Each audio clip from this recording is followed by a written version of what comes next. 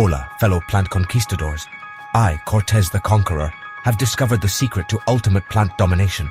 Behold, the magical grow dots and the miraculous recharge.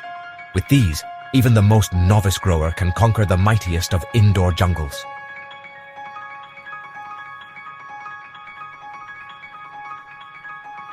Grow dots, my friends, are no ordinary pellets. They are time-released nutrients, crafted by the gods of cultivation themselves. One application provides all the sustenance your green subjects need for a full 16-week grow cycle. Imagine that. Simply sprinkle these enchanted pellets into your soil and watch your plants thrive. But remember, brave cultivators, even the mightiest conquistador needs balanced pH for a successful conquest. Fear not. For recharge, our microbial ally shall defend your plants against the dreaded nutrient lockout. This instant compost tea introduces beneficial microbes to the root zone, creating a thriving ecosystem in your soil. The result? Stronger, more resilient plants that laugh in the face of pests and diseases. Witness the fruits of our labor. Lush, vibrant plants that would make even Montezuma jealous. Are you ready to simplify your grow and maximize your yields? Then heed my call. Join me on this epic growing adventure. Visit www.realgrowers.com/Cortez and use code Cortez for a Conqueror's discount. Follow my conquest on Instagram at Cortez the Conqueror. Together, we shall rule the indoor growing world. Real growers, real conquests. Viva la Grow Revolution. Go to the link in the description to save big and score free shipping on all Real Growers products, or use coupon code Cortez at checkout. Every time you save, you're also helping the channel bring you content like this.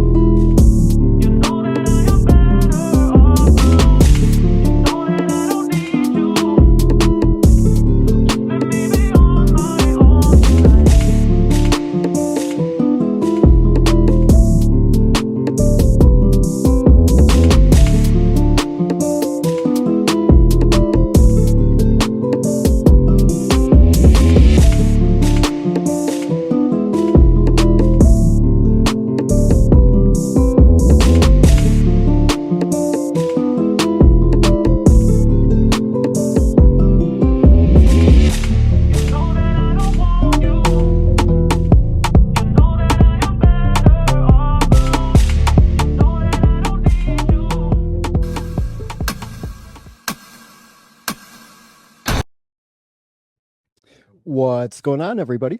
It's Cortez the Conqueror, and I want to welcome all of you to the first episode of the new season of Conversations with Cortez. Now, today we've got a really great guest for you guys. Some of you know her by the Fresh Princess, others may just know her as Natalie. But let's not get too caught up in just me talking here, and let's bring on our guest. Hey, Natalie, how are you today?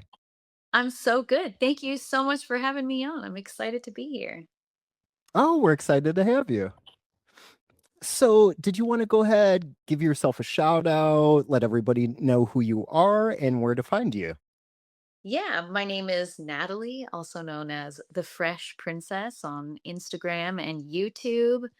I share my indoor gardening journey on both platforms. I can be found on Instagram, the Fresh Princess underscore, and YouTube at the Fresh Princess. And I've got a second channel, the Fresh Princess After Dark, both on Instagram and YouTube, which I'm sure we'll get into at some point. Very nice. And if anybody did want to find you out there through the powers of editing magic, I'm going to have links to all of her socials down in the description. Yes, and I've also got my website, www.thefreshprincess.ca. Ooh, very official, ma'am. Gotta be official. Fake it till you make Oh, most definitely. So, it's kind of crazy to think all this started only 3 years ago for you. Your gardening journey started in 2023. Do you want to kind of get into that and what made you get into the whole gardening scene? Yeah, so it was almost 3 years ago to the day. So it was like July, early July. It was like the first week of July when I started my first seeds. So prior to that, I had never gardened before. The motivating factor behind the setup and growing my own food was really the food system. I was sick and tired of having like crappy tasting tomatoes or, cucumbers that taste just like water. And so I decided to think about ways that I can grow my own food. I went back and forth between, greenhouse, grow tent, but because I live in Canada, it is so cold for so many months of the year that yeah, I went for the grow tent, and I thought about different ways I wanted to grow. Um, Definitely didn't want to do soil indoors because, especially if you're not from the gardening world, I don't know, you don't want bugs in your house and stuff. I don't know. It's just, a No thing. fungus gnats flying all around. Yeah, so I went for the hydro aeroponic route, and I looked into the grow towers because I knew about vertical gardens, and then I expanded to my bucket systems because I wanted to be able to do other things. And so it was a plan that started probably in 2021, and throughout that year I worked with the manufacturer to procure all the parts, and then I had everything ordered and delivered here from China. And I set it all up in my basement. And it sat there for like a year because setting it up was such an undertaking that, after that, I was kind of like, yeah, you know what? I'm going to shelf this for a bit. Because I wasn't, once you start growing, you get addicted, but I wasn't there yet. Once you catch the bug. Yeah, I hadn't grown anything ever. Like, I didn't even own houseplants ever. So then, yeah, so that was around 2021, and then 2023, I was like, all right, I think it's time. So I started some strawberry seeds. Those were the first seeds that I started, and then I had some cucumber going, some peppers, tomatoes, and then I just went for it. Yeah, and had never done anything like that before, and I just started growing. Now, in that timeline, that's kind of like peak COVID era. So that was pretty brave ordering all that stuff from China. Yeah, But did well, COVID have any type of influence on like you deciding to grow your own food? no, I have been frustrated with the food system for so long. Everything is so heavily sprayed with pesticides. Things are so Waxes, other expensive. different types of coatings on produce. Yeah. And because of a lot of the things are imported from other places, it can either be more expensive or it doesn't taste right because they have to put things that prevent it from ripening quickly, or so it had been a long time coming. I was frustrated with the food system before, the pandemic. So it was something that was in the works for a while. Something like that. It takes, planning and thought, but again, it was like took a lot of bandwidth that once it was all set up, I shelved it for a while. So then in 2023 is when I started like the first run. That's when you could say that you like officially got set up, so to speak.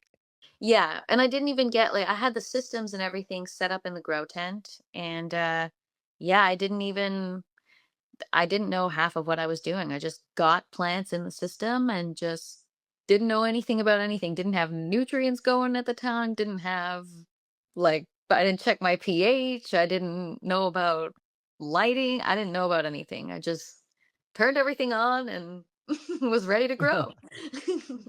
Just kind of learn from like trial by fire then, so to speak, huh? Yeah, and I mean, while I thought I was learning and I was, I kind of dove in head first, it wasn't until a couple of years in where I really started to realize, oh, wow, I've been doing a lot of these things wrong the whole time and sharing that information. So, yeah, it was definitely, yeah, I've learned a lot since then, that's for sure. I've definitely learned more from my mistakes than my successes in growing. It seems like the mistakes always kind of teach you more. Yeah, the lessons you learn are always the ones you learn the hard way. Or at least for me, the ones I retain are always the ones I learn the hard way. Those ones kind of stick with you a little bit more. Yeah, every time I screw up is when I'll never forget it. So yeah, that's been the journey is I'm not really much of a researcher, so it's really just trial and error. Whatever works, I just sometimes throw shit at the wall and see what sticks. Sometimes you got to. Yeah. But I know one of your missions is to reduce waste by using less water. When did sustainability become so important to you? Well, here's the thing, it's controversial, right? Because I use a lot of plastic and a lot of I mean, I so sustainability is important to me. However, it this isn't the most sustainable way of growing. For because I'm using, I mean, if you are dialed in correctly, then yes, you are using, less water, less nutrients, and less resources. However, it's a trade-off. You need a lot of light and, you still have a footprint on the grid. So while sustainability is important to me, realistically speaking, the grow tent and the way I've been running it, because I'm still learning. So I'm not nearly producing as much as I should be to justify the footprint, right? It is still, I'm using a lot of water and a lot of electricity. So, and it's a lot of, plastic, but it's, food grade, thick plastic, like grow towers in the buckets. Not getting all those microplastics in there? Yeah, so and they're long term, they're durable, right? But yeah, I mean when you look at it, it's not very sustainable, you know. If sustainability is what you're getting into, then you should, regenerative growing in soil outdoors is probably much more sustainable for the environment, right? That's just I the reality. gotcha. Let's get straight Maybe up. something closer to like a K&F would be like sustainability then Yeah, versus like aeroponics. yeah, I mean, it's good in terms of, like I said, if you're dialed in correctly, it does consume less resources in a certain aspect, but because it reuses water, right? But with me, sometimes I feel the need to, because my systems are flawed, my bucket systems, I always have to refresh them and I end up wasting a lot of water, So I'd hate to sit here and say that it's such a sustainable setup when it does have it still has a footprint. So I want to be transparent. Okay, definitely. So when did you get to the point to where you knew that you didn't want to buy food anymore, you just wanted to grow it? Well, like I said, it's kind of been a while, right? Lettuce when I was a kid, it just tasted different. It was like a certain I don't know. There was just a certain point where I guess really when I started cooking for myself and grocery shopping for myself, that I really started to notice that I wasn't impressed by the quality of produce like I used to be. And also, I feel like we're slowly being not to bring the vibes down, but the Slowly walked off a plank. yeah, we're slowly getting poisoned. So with pesticides and all that stuff. And I just feel like I wanted more control. there's something to be said about it's like when you grow your own weed, right? You know what goes into it, you know how you grew it. You want to smoke it because you grew it yourself. You know how it was done, right? Whereas if it's from somewhere else, you don't know what they sprayed on it. Was there pests on it and they still tried to like get you to smoke it? You don't know, right? I don't know. You So don't know if it had powdery mildew, what type of right. inputs that they And like used. yeah, like it's not going to kill you if you smoke it, but if you know that, would you still want to if you knew that it had the so it's kind of like if I knew that, the tomatoes that I was eating had poison on them, do I still want to eat them? Because they don't taste that great. So may as well grow my own. It's it's definite like I said, once I have things more optimized and I have more production, then I can justify that it's something more sustainable. But because I didn't realize aeroponics is so challenging that it's been such a learning curve. In hindsight, it's quite the extravagant setup for a new grower, right? So I really feel the need to learn quickly to like live up to the setup so that I can justify again the footprint and the the financial impact as well, right? It seems like something you definitely have passion about, though. You know what I mean? Yeah, I mean, you take a lot of time planning and setting something up and you invest in it. So, yeah, it started off, like I said, as something where I just wanted to grow. Food was the motivating factor. And now it's just plants in general. Like I'll grow anything, right? Flowers, I'll try cannabis, I'll do whatever because I just love growing now, outdoor, indoor. Now I'm addicted. And now for it's not about the food anymore. It's about just growing in general and learning everything that I can because there's so much to learn, it never stops. It seems like there's times where like plants really kind of humble us, or it kind of brings us back to something that maybe we've lost touch with as like humans, as civilization has kind of dragged along here and we've gotten into more of like a modern era, really. Yeah, I mean, people used to live off the land, right? And grow their own food. And I feel like as modernization has continued, we get further and further away from that. So it's so nice to have that, to connect with plants. And yeah, it totally does humble you for sure. I've been humbled one too many times by my plants. And I'm sure I'll continue to. Well, it happens to the best of us.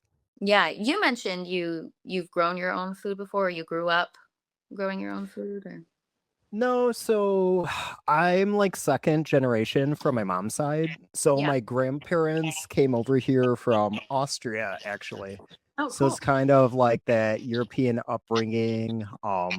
If I was a kid and like let's say I hurt myself, I was sick, rather than get brought to like a doctor or the hospital, it was more likely that I was gonna get taken over to my grandma's house and she would have something in her backyard. She had everything from like That's aloe vera to food to different herbs and stuff like that. that's awesome. Oh, it's definitely a different way to grow up. Yeah, but that's you know what? It's the like you said, it's kind of how people used to do it back then, right? You live off the land, you grow your own medicine, whatever that means, whether it's like medicinal herbs or cannabis.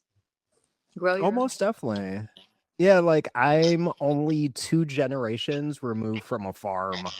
My family only came to the US in maybe like 1913, I want to say. Oh, nice. Mhm. Have you ever been to Austria? I wish. It's definitely one of the things on my bucket list. Yeah. Before I die, I want to go to my grandmother's hometown. It's like population of 126 people. Wow, that's awesome. Talk about simple life. Oh, most definitely. People Where that go and hunt for meat, they grow their own vegetables, make their own clothes. that's what I'm It's talking up there in about. the mountains, so they're making their own alcohol and everything else. Nice. Little bit of moonshine. A little bit, a little bit. Where are you from right now? Sorry, I didn't get where you were, what state you're in. Oh, I'm in Chicago. Oh, nice. Cool. That's actually kind of funny. When my family first came over, we originally went from Ellis Island Yeah. to Minnesota to go work up in the coal mines. I guess that's kind of where like some people from our town were already set up. So we knew we could get a job there. But that's actually what brought us to Chicago was my great grandfather making moonshine for the Italians. Nice. That's We a knew how to make it from back in our country, you know. yeah, that's a good line of work to get to get into, I guess, right? If anybody ever wants to know how legacy I am, I can show them both of my great grandfather's mugshots from Leavenworth Prison. Wow. That's awesome. Yeah, I should have It is figured kind you of like a were cool anecdote. in your background. Oh yeah, got a little piece of Chicago right here. Yeah, that's awesome. Yeah, I've never been to Chicago. I've never been. Oh, you have to check it out one of these days. Yeah, for sure. I don't think it's too far from. I'm in Toronto, Ontario. So. So if I get on Lake Michigan by boat, I know I could actually illegally enter Canada if I had enough gas and time. Nice. Well, anytime you decide to, you're always welcome here. Yeah, So so I'm for somebody out there who's never really heard of aeroponics before, can you kind of give us more of like an explanation or give us like a deep dive on exactly what aeroponics is? yeah, so aeroponics is similar to hydroponics. It falls under the hydroponic category. So for I mean for cannabis growers, a lot of you know hydroponics because you've used or aeroponics because you've used cloners, a lot of cloning machines. They have their aeroponic or Or hydroponic. got like the little root mister in it? Yeah, so hydroponics is essentially where the roots are in water with nutrients, and I believe the water is oxygen or no, I think that's deep water culture where it's oxygenated, and then Oxygenated. aeroponics, yeah, and then aeroponics is where the roots are suspended in air and periodically misted with water and nutrients. The thing is with my bucket systems, it's kind of a hybrid between deep water culture. It's like shallow water culture and aeroponics because I do have about half an inch of water that rests in the bottom of the bucket. So it's aeroponics, but it's controversial. Some people call it shallow water culture. So yeah, it's you can use different mediums. You can use foam collars, which I've used. You can use clay pebbles. You can Some use rock. hydroton. Yeah, hydroton. Yeah. You can use rock wool. There's different mediums. I've tried a bunch of different things. I've never tried rock wool, but I've tried the clay pebbles, the hydroton, the foam collars. So essentially, no medium, just the plant in a foam collar in a net pot. So yeah, Just enough to hold on to it while it's getting misted. yeah, which isn't ideal for larger plants. I tried it, didn't like it. So now I'm back to the clay pebbles, but I always try different stuff. I've tried polyurethane sponges. I know some people use not perlite, or maybe it's perlite or vermiculite, one of the two. So there's different ways that people have their aeroponic systems set up, different grow mediums that you can use. But yeah, I've right now I'm on the clay pebbles, and so my grow towers are also aeroponic, but they're different. Rather than the roots being periodically misted, it's more of a drip. So there's an irrigation pipe at the top of the grow tower, and the water drips and kind of drips on the root system periodically throughout the day. Very nice. Yeah, hydroton is something that I'm a little familiar with, but I'm more of like a living soil, super soil grower. But I Nice. like to use it to mix into my medium to kind of give it like a little bit better aeration. Or one of the tricks that I use sometimes after I fill my pots, kind of like what you were saying earlier about with the bugs. Yeah. Sometimes I'll put like an inch or two of the hydroton on top of my pots just to keep that top layer of soil a little bit more dry to try to cut down on like fungus gnats and stuff like that. Yeah, that's a great idea. I just all my clay pebbles that I'm done with because sometimes I don't rewash them if they've got like buildup or whatever. I don't Start to bother. get a little bit of mycelium on them. Yeah, so I just toss them on my outdoor beds, in my outdoor soil beds, just to kind of, like you said, say aerate the soil. I don't know. I'm new to soil, yeah, I'm new to learning how to grow in soil. So, Almost definitely. So, where did the crossover into cannabis come from? well, my dad's an outdoor grower. He grows cannabis, so I was always kind of like familiar with, I had been around the plant before. I just never took interest. My dad is all when I, would go visit, he'd be like, "Oh, check out my plant, look at it." And I was like, "Yeah, cool, whatever." And now that I started growing and I had this setup, I found myself among the cannabis community because not a lot of I mean, there are a lot of people that grow food indoors, don't get me wrong, but most people that have grow tents or aeroponic or hydroponic systems, like recirculating systems and stuff, a lot of them are growing cannabis. So when I found myself on Instagram, I just fell into the cannabis community.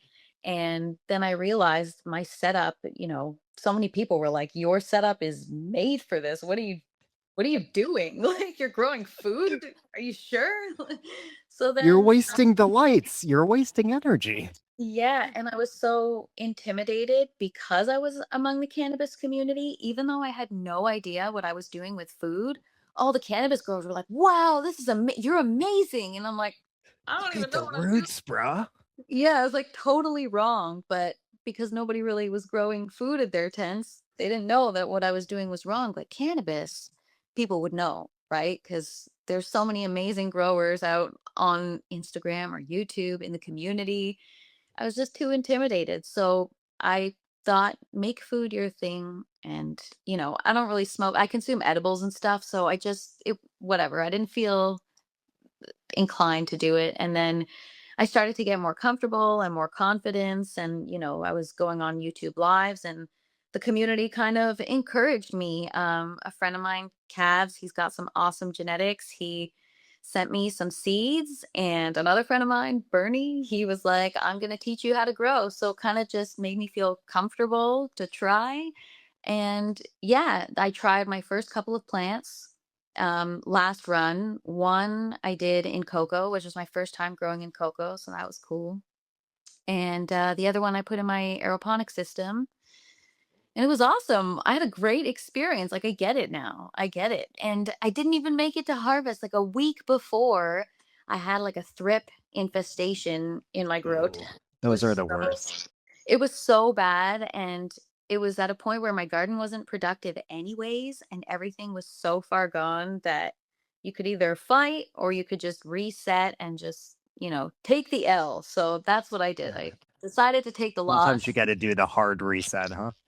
Yeah, especially with thrips, like I've had that experience before and like I knew what I was in for and I wasn't interested in fighting. My energy was better used rearranging my grow tent, changing my setup, resetting everything and starting again. So I didn't even get Starting able to fresh. yeah, so it was really sad because I didn't even get to finish growing the plant, but it was fun. That always is disappointing when that happens. But Yeah. from the sounds of it, it's not even like you found the cannabis community as much as the cannabis community found you. You kind of like found your tribe. Yeah, I mean, I've always been into, consuming it and cannabis culture, and I've like always been, a part of that community in another sense, but never a part of the growing community. And yeah, when I first started, I thought I would find myself maybe like amongst more like homesteaders, kind of like how you're describing, your family and your lineage or whatever. um but yeah, so I was kind of surprised and I was like, this is kind of cool because this is also kind of who I am and so many like-minded people and it because a lot of my friends growing up and stuff, they weren't really into smoking weed and stuff. I was more interested in that, and so it was cool to find myself among the cannabis community. I found it to be it's a very unique community because everyone is so kind and they just want to help you. Like for the most part, it's just been I wouldn't have learned nearly like as close to as I wouldn't have learned as much as I could have if it weren't for the cannabis community. And people weren't so helpful. So Yeah. let's kind of do a deep dive. Maybe we can get like a little bit more of like an origin story on you or kind of like see what makes you tick. What Oh, was your yeah. first introduction to cannabis? Can you tell us a little bit about that? Yeah, my first introduction to cannabis, I mean, when I first smoked it myself, I mean, I had been around it like in high school. It was my first year of high school. Um, and yeah, I was in grade 9. I was like 13. And yeah, my friends were around it. Everyone was smoking it. So one day I was just like, all right, I'll try it. I was at a friend's house and yeah, I smoked my first joint, but I didn't really, I don't know. But I didn't I did not inhale. Yeah, no, I don't You hit to him be with the honest, Bill Clinton. yeah, it was so long ago, to be honest, I don't really remember. But I just remember thinking like, "Oh, I remember people telling me you don't get high your first time." I don't know, it was like a thing when I was 13, people say like, "The first time you smoke, you're not supposed to get high," or it doesn't. Or you kind of like don't know what's happening. Yeah, I don't know. Anyways, so then like about a week later, I don't know, then it was just history, right? After that, it was like a regular thing. Just have fun with my friends. And yeah, and then I guess as I got older, I once I put two and two together, I realized, my dad was into cannabis. And then when I got old enough, he explained about like how he was into growing it and all this stuff. And I kind of got more introduced to it. And yeah. Started telling you all his war stories from back in the day, huh? Yeah. And then, the rest of college or the rest of high school and college, I just, yeah. Don't remember much. No, I'm just kidding. It's all kind of a blur at this point, right? Yeah, it's always been a part of my life. Even, I'm somebody who has like, cannabis is helpful to people in different ways. For me, I have, anxiety, got a lot of energy, and it kind of just helps mellow me out a little bit. So it's always been kind of a part of my life. Yeah, I can definitely relate to that. Cannabis definitely kind of mellows me out. Makes me a happier person. Yeah, for sure. Me too. And so does my garden. That's what the garden is for. So you blend the two together and it's like, wow, world It's peace, like a right? therapy session. Yeah, exactly. So I've got to admit, I'm a little jealous by the size of your setup. So you've got 200 square feet over there?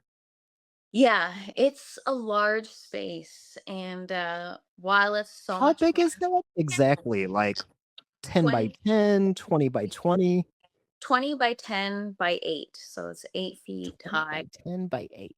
Yeah. So the height was so that I can accommodate the grow towers. And I was like, let's go all out. Maybe I'll do some fruit trees in here and some containers, like dwarf fruit trees. Like the possibilities are endless. So I was like, let's go big or go home, you know? That is a huge space. But I could even though, probably fit enough cannabis plants in there to catch a Fed case. oh my gosh, even though it's a big I'm space, kidding. I'm kidding. or not, I'm just kidding. Allegedly. um, Yeah, because it is such a big space, it's so challenging to manage, right? I got, with the environment, it's difficult to control it because it is such a large space, right? When it gets really hot, it's so difficult to cool. When it gets too cold, it's so difficult to heat. Humidity, I mean, I have a pretty powerful dehumidifier, but even humidifiers, sometimes I have to use two of them in the early growth stages, when things aren't veg. And yeah, I got cold weather crops. I've got warm weather crops. I got tons of different stuff. And, a lot of the stuff is in a shared system with a shared res. And so you're forced to kind of accommodate everything. So even though things may have or require different like pH or EC, you got to kind of pick one number and stick to it that's going to make everything happy. So that's been like such a learning curve for me, right? Because you got to, how do you keep everything happy when you want to grow all kinds of different things? But yeah, I mean, certain plants have special requirements and then I just don't bother growing them. Like I've had I've tried to put strawberries, for example, in my system where I have like tomatoes and peppers, and strawberries are totally different, like different pH, different EC, different newts, like just totally different. And I tried it, didn't work out. Like I grew strawberries, but they were mushy, they weren't good. So, Ah. So you so got to yeah, kind there's of find are- things that play well with each other then, huh? yeah, and even like, I've always tried tomatoes, but sometimes I try different varieties, like the big heirloom varieties, and sometimes those are divas, like they're very difficult plants, and yeah, I don't know. There's certain varieties or whatever that are more tricky than others. Almost definitely. So do you think more people are starting to realize the value of growing their own food?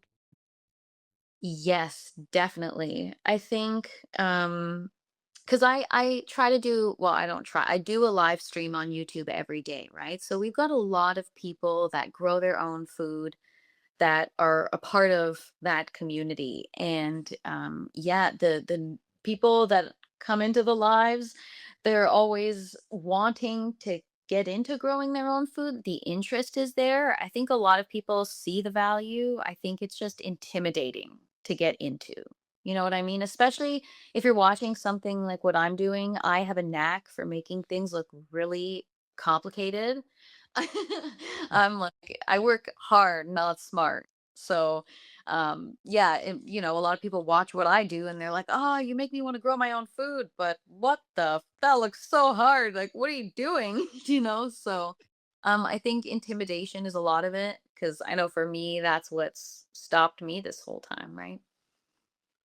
Right. It kind of seems like a big undertaking at first until you kind of get your hands in there.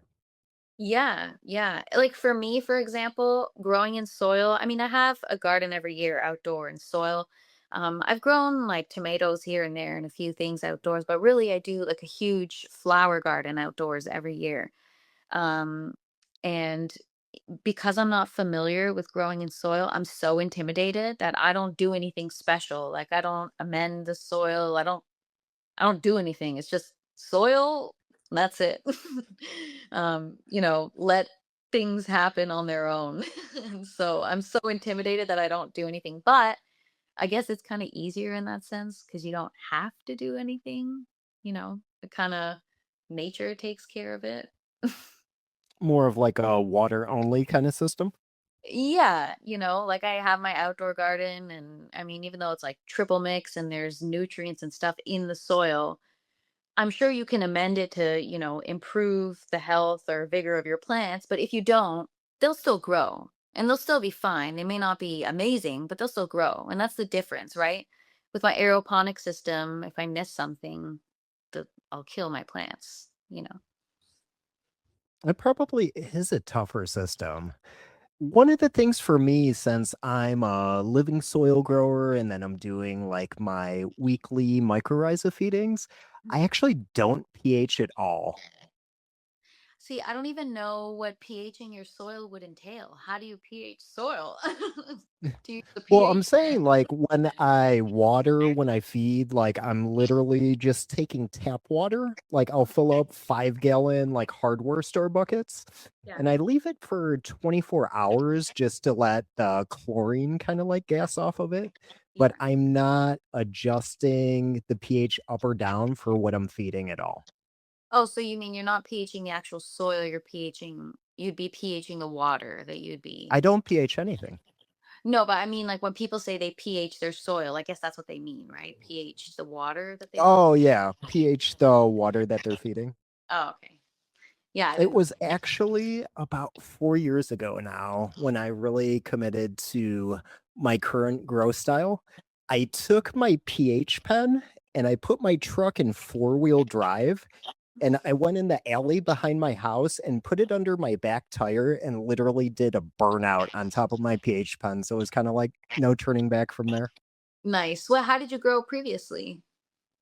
So, I actually started off as a GH3 part grower. Oh, nice. That's what I'm currently using right now. Oh, okay. Yeah, I'm I'm pretty familiar. eventually looking to make the switch. I actually started off in my aeroponic system. I started off using organics, which I learned that the very hard way. That was like the first a hydro shop sold it to me and was like, "This would be great for your system." And it was horrible. It was like clogging like crazy. And because I was familiar with beach, that's what it was, the Flora Noah series. Then I decided to move on to the Flora series, the 3-part. So now I'm gonna try something new. I'm not sure what yet, but I think I'm interested in trying nutrients that's not really designed for cannabis, but more so for food, right? Like I'll use nutrients that's designed for cannabis for my cannabis plants, but maybe something different for my food the next run. So we'll see. What were you thinking about? Can you let us in on it? I have no idea. I don't know what it's called. I just know that there are nutrients that are more geared toward, like I've heard great things about advanced nutrients, but I think that's also designated for cannabis more so than food. I've heard there's another company, I forget what they're called. Is it Master Blend? They have, I think it's Master Blend. It's specifically for, they have one that's specific for produce, I think, if I'm not mistaken. Mm. I'd have to look into it. I haven't really looked into it. It's just people have told me about it. I'm like, yeah, that's the next big change I'll make in my garden, like is the nutrients and something that's more geared toward food production, right? Because all these ratios are more for the cannabis life stages, Right. growth stages versus like tomatoes or peppers or, it while it works, maybe it's not optimal. Who knows? Have to try. It makes sense, but a lot of that probably is like a marketing thing because kind of like what we were saying earlier, most people don't really use their grow tents to grow like vegetables and stuff Yeah. indoors. So I guess cannabis is kind of more of the cash crop, so to speak.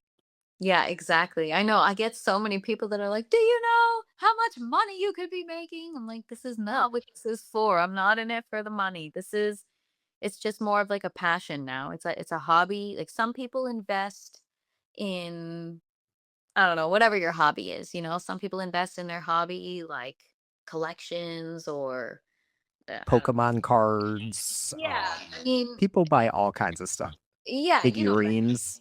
Yeah, so this is kind of what I chose to invest in, right? So, yeah, you could be making money, but meh, I enjoy it for just the experience.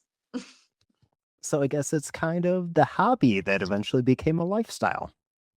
Yeah, it definitely has become just so many things for me. I would like to obviously somehow, inspire others, whether it's through my channel or, try to get my grow towers out there or whatever it is. Yeah, I just want to inspire people to grow, right? So it's a hobby, but it's also kind of like a mission.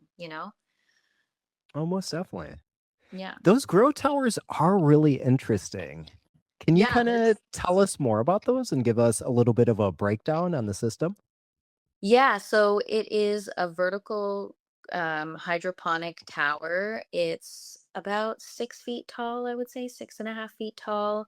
Um, it's on wheels, so you can wheel it around, and the reservoir's at the bottom, the pump sits at the bottom, and there's a hose that goes up the tower with an irrigation pipe.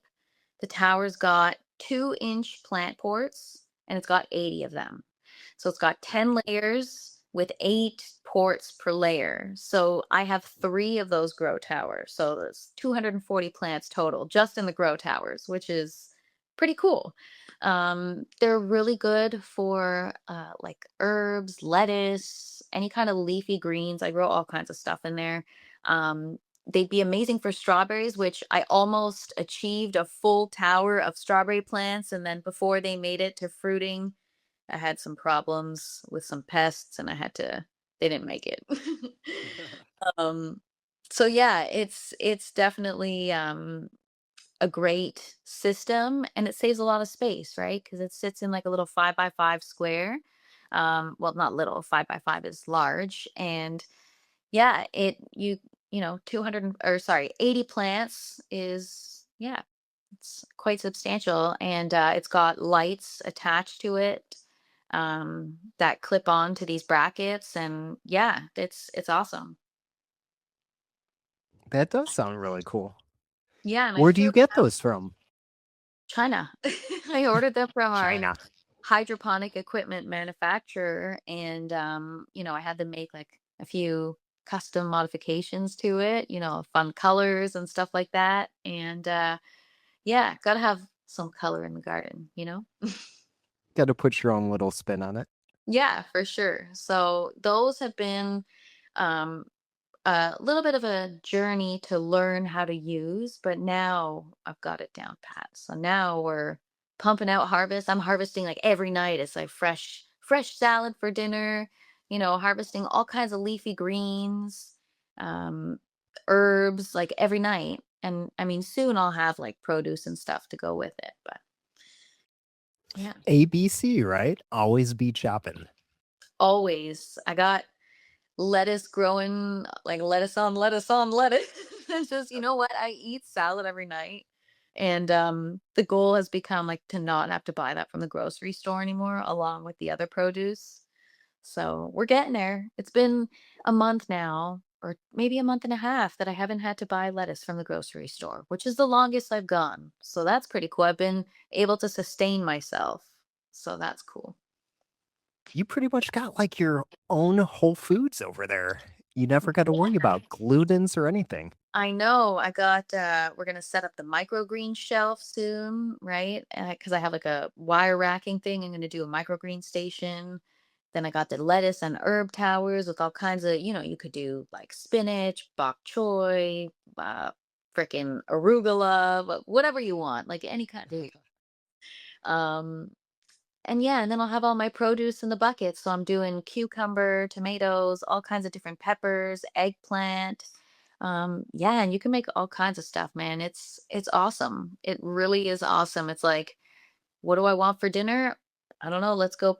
What's growing in the garden? Let's go pick it. I could only imagine how many clones I could get in there. Do you think that Oh would my be like a gosh. good way for like maybe genetic preservation to turn the tower into like a mom plant?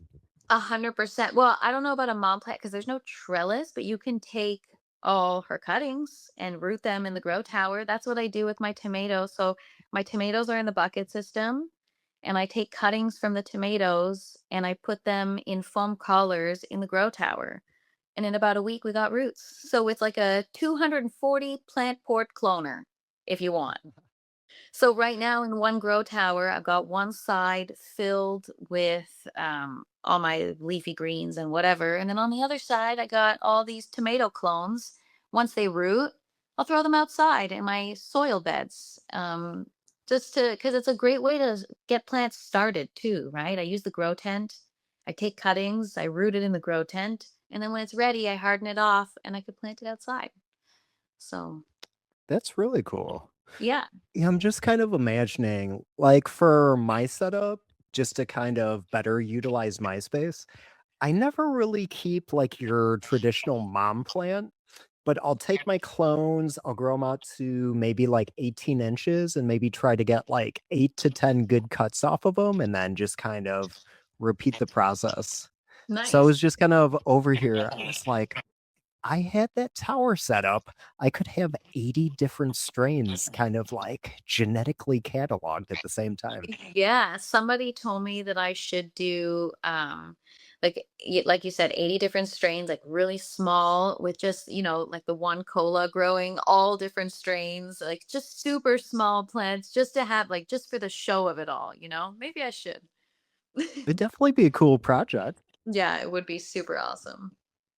You might get in the Guinness Book of World Records for like the largest solo cup grow ever. I don't know if it's true, but I heard you got to pay to be in that book, so F that. Like, you Yeah, I want to wouldn't doubt it. the book?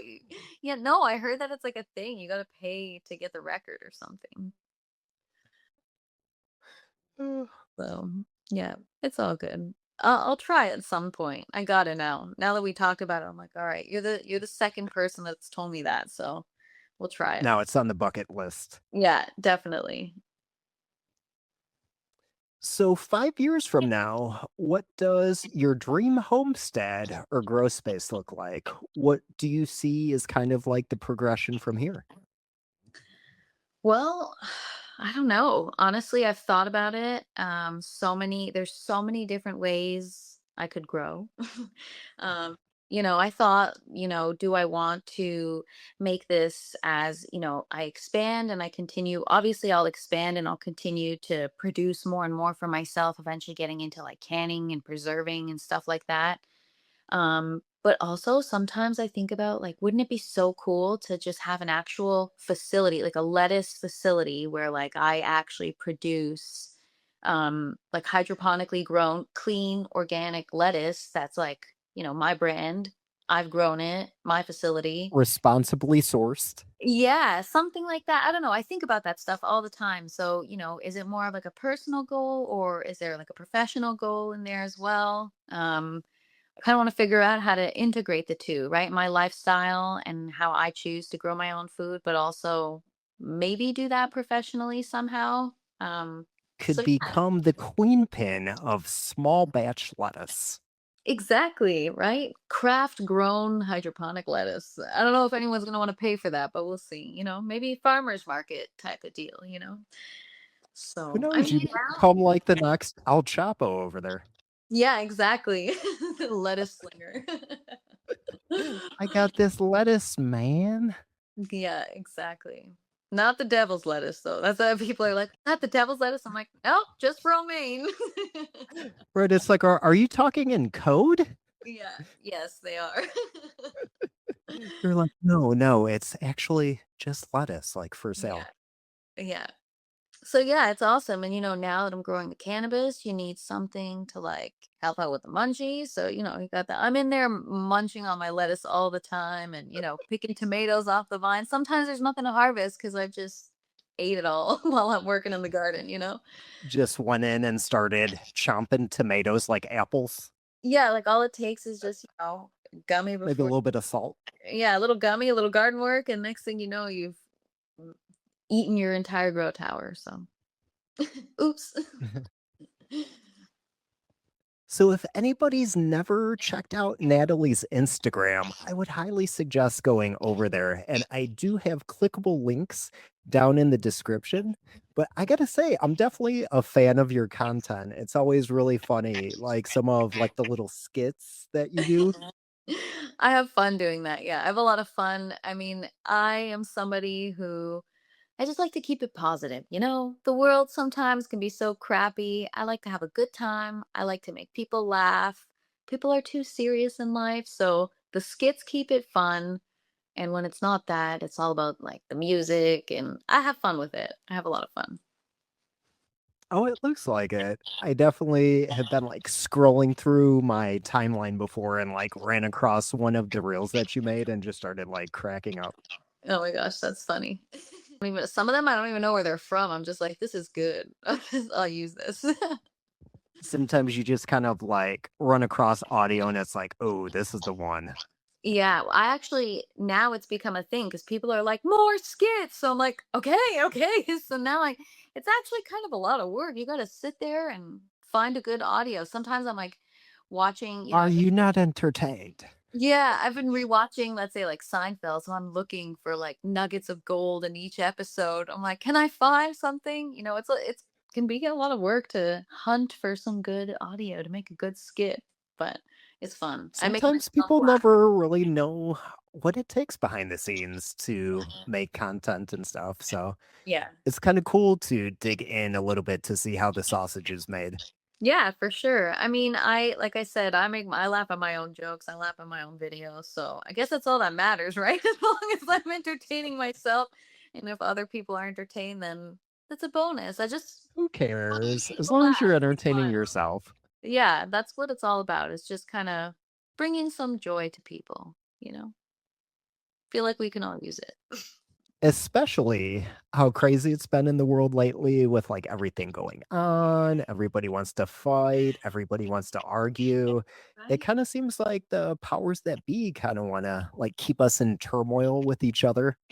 I mean, that's what the world is, right? So it's nice to kind of have a space where it doesn't have to be that. And that's why I love the growing community so much. Because, I mean, obviously, each community has its own like conflict sometimes and whatever. But the growing community, for the most part, like everybody's, especially the cannabis community, everybody's so chill. I mean, if you're Right, right. not growing good enough plants, right? But for the Can't most we part, all just get along, man? seriously, that's what I say all the time. Can't we all just get along? You know, like I said, I live stream every day, and in the community, or in my community in particular, if so many different kinds of people that have different beliefs and whatever, but we're all able to kind of like leave that at the door, and we're just there to hang and have a good time, and it's all about the plants, man. That's it. And I Sometimes say you just gotta keep it light. yeah, but I truly believe that, if everybody, this sounds so, stupid, but if everyone had a garden, or if everyone at least, grew a little bit of cannabis or something, I feel like we'd be in a much more mellow world. Be a little bit better, you know? Oh, Everyone should most definitely. And then I kind of feel like people are really like more similar than we would like believe sometimes because it's like, if you take a group of people, they probably for the most part agree on like 70 or 80% of the same issues. It's just kind of like that 10-20% that we get caught up on. And I guarantee you, if they all grew a garden, eventually they would get to the same like-mindedness. You know what I mean? I feel like plants, eventually, everyone kind of ends up in a similar mindset once you take interest in that world, you know? Can't we all just smoke a joint? Exactly. That's what I mean. All right. Well, we probably are about to start wrapping up a bit here, but is there any shout outs that you want to give? I mean, there's so many shout outs just to the community in general. Obviously, I mean, I always give Calves and Bernie a shout out because I don't know if you know them, but Calves has great genetics. He's sent me so I many. have heard of cats. Yeah, calf snake oil. He's got some Mhm. beautiful genetics, and his was like the first I plant. follow him on Instagram. Yeah, he's awesome. So he obviously kind of got me into it, and Bernie 420, he has taught me and kind of mentored me through the cannabis growing process. So that's been really awesome. And I mean, just everyone in the community, the community that shows up every day on the lives is just, it honestly has been like life changing for me. It's like a community of people that we're all like minded, and they become like friends. So shout out to you guys. Almost definitely. And Yeah, then to if you. Thank you for people are having out me there, on. I'm glad we connected. almost definitely, this was a really fun interview. Yeah. But if the people out there wanted to find the lives that you do, is it at like a certain time or do you want to give that a shout out? Yeah, 12 p.m. Eastern time every day. Every day. Don't miss a day. Haven't missed a day for it's been over a year now. So I think we're at like 400 lives now almost.